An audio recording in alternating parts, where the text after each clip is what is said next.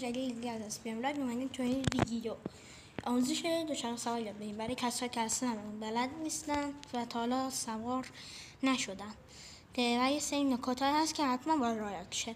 ویدیو رو لایک کنید، سابسکرایب کنید، زنگ تنش رو فعال کنید تا ویدیو میزنن نوتیفیکیشنش بیاد. پس بزنید به ادامه ویدیو.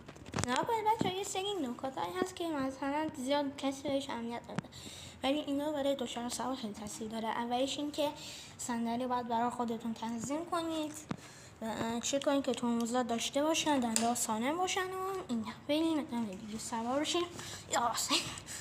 برای اینکه شروع کنیم سعی کنید اول دنداتون رو بزنید روی 5 و سعی کنید توی حرکت دنده عوض نکنید چون گیروت خراب میشه. بعدش رکاب پاتون باید بره روی رکاب سمت چپ، سمت چپ و پای چپتون باید بیاد اینجا. بعدش دنده باید حتما اینش باید یک باشه. ترمز عقب رو میگیرین. وقتی که خواستین را بیفتین آروم آروم ترمز رو بلند کنین، آروم آروم هم پاتون رو بزنید روی رکاب سوار میشین. وقتی که سوار شدین باید وزنتون رو بندازین روی صندلی. وقتی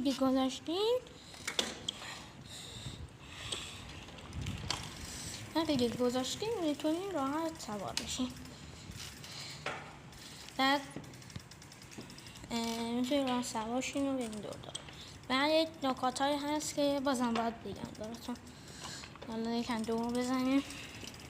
بعد راجع به نکات تعویض و اینا توی ویدیو بعدی براتون میگیرم که کی باید عوض کرد و اینا. من خودم چطوری این عوض میکنم. یه جا پارک میکنیم. نکنید حقیقتا اولین چیزی که باید چک کنید باید لاستیکاتون درست باشه و لاستیکاتون رو عوض کنید. من نمیتونستم عوض کنم پولی ندارم. بعدش دیگه همین ببینیم چون ویدیو کوتاه یکم ویدیو بلند ببینیم در مورد مشخصات ببینیم. یعنی من کی عوض میکنم دوچرخه رو، یعنی مثلا فوقاناشو کی عوض میکنم حقیقتا دو نوعه برای من. وقتی که مثلا من دونه یه جا خوب بذارم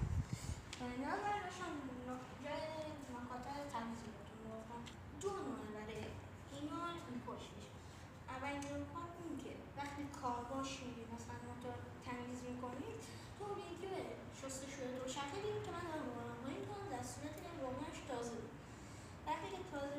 وقتی روغنتون تازه باشه آب میره تو و روغن رو میگیره خراب و باعث کم‌شدن شدن میشه. بعدیش این لاستیک هست که یک سال یک بار عوض میشه. حالا این تغییریه. بعدش دیگه چیزی تعویضی نه حقیقتا دوچرخه همین. خب ویدیو قطع کن شد. اون آموزش هایی که به شما دادم قراره با هم شروع کنیم. نکنید بگیر پام روی رکاب سمت راسته، پای این برم برای سمت چپه. دنده اصلا یک دنده که شما نداریم نکنید یکی دوتا همه شدم رایت کنم ولی چیزی که رایت نکردم تو کامنت ها برم بنویسید. خب بریم برای شروع. گفتم ترمز عقب گرفته آروم بگم و پاهاتون رو بزنید شروع